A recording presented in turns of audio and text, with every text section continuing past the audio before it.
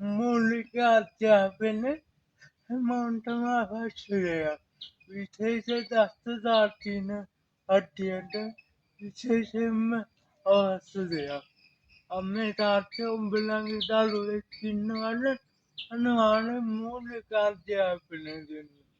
අනාගතයට ඒක බලපානවා.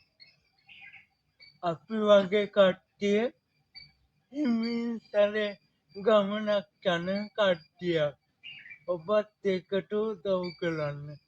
අර කතාවක් අහලා තියෙනවනේ. හවයි බැස් එක ගියා කියලා ඉබ්බ තමයි දිනුනේ. හැබැයි ඉබ්බ දිනුනේ හව නිදාගත්ත නිසා නෙවෙයි.